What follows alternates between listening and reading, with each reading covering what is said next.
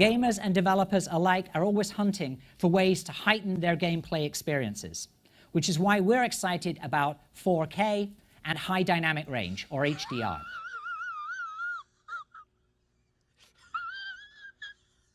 Going in after hitting this ganja, out to dinner with the homies, private table at Nakama. I'm a new millennial. Hey, what's up, you guys? How's it going? It's me, Mario, and I'm sure a lot of you have heard by now that the former PlayStation Neo project is now known as PlayStation 4 Pro. Now, some of you may, be super overly excited and all that, and I can understand because, 4K gaming and all, and it honestly pains me to tell you the truth.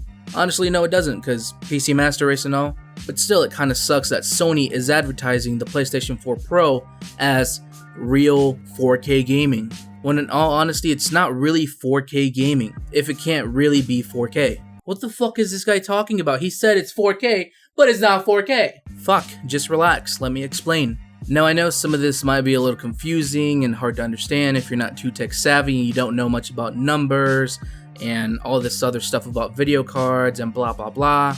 So let me explain. Sony is a company, and companies are known to bend the truth a little bit just to make it sound like they're selling something that's really amazing.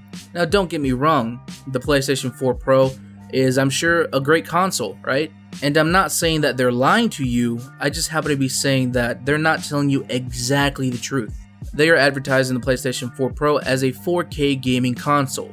I'm going to take you guys back a couple of months, maybe even a year, whenever the Xbox One got called out for not really running at 1080p. All of you PlayStation fanboys probably remember rejoicing on the day that it was known that PlayStation 4 can run games at a higher quality and better frame rate than the Xbox One. But in case you don't remember, the Xbox One runs games at a lower resolution than 1080p and simply scales it up to 1080p. So what you're basically doing is running a game at a smaller resolution and then just stretching out the picture. In other words, the Xbox One isn't actually rendering out in 1080p. In other words, the PlayStation 4 Pro is in the exact same situation. So I've actually been having this conversation with my friend Brandon for over a few days now, and he always says the same thing. Dude, I don't understand how you bought a $4,000 computer that can run games at 4K. I usually do tell him that I don't run games at 4K, but it's not because I can't. It's just because it's not as pleasant when I can get more frames running at 1440p or if I was to run at 1080p. It's just that I prefer having more frames at a normal resolution. And even then, I don't even game at 1080p, I game at 1440p because I have a 1440p monitor.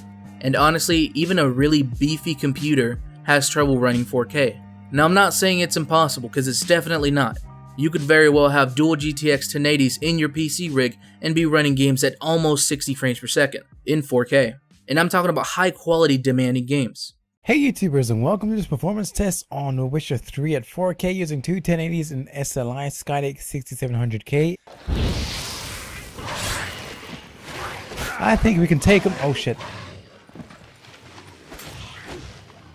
What the hell?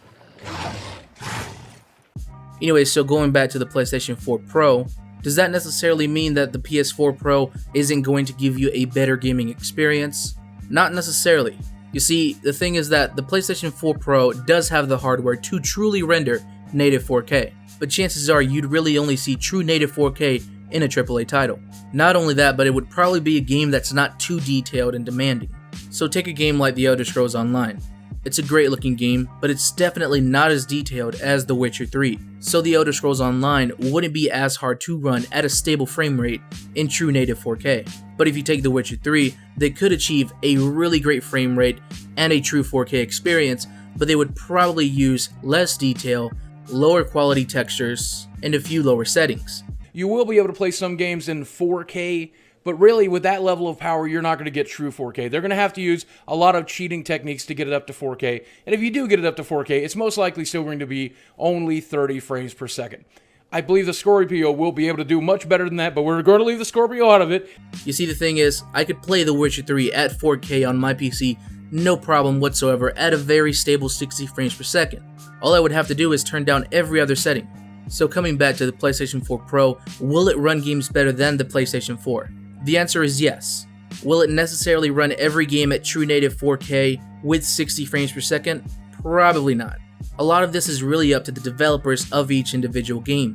they could take one game and keep it at 1080p and add higher quality textures with different shadowing, better lighting, and simply upscale it to 4K. Or they could run it at 1440p with a few higher quality settings and then simply upscale it to 4K as well. So that leaves the question, is the PlayStation 4 Pro for you? And that's an answer that only you really know. It depends on what kind of games you play, what kind of gaming experience you want, and many other variables like do you have a 4K TV, how far you sit from your TV. But anyways, that's pretty much it. Thanks for watching, guys. Make sure to drop a like if you enjoyed the video, and let me know down below what you guys think on the subject. And yeah, take it easy. You've never been better than me. From this prison, I'm setting them free. Open eyes, I'ma let you see. This world's just like our dreams. I'll throw it all away to celebrate one more holiday. I'm running to the edge, and when I get there,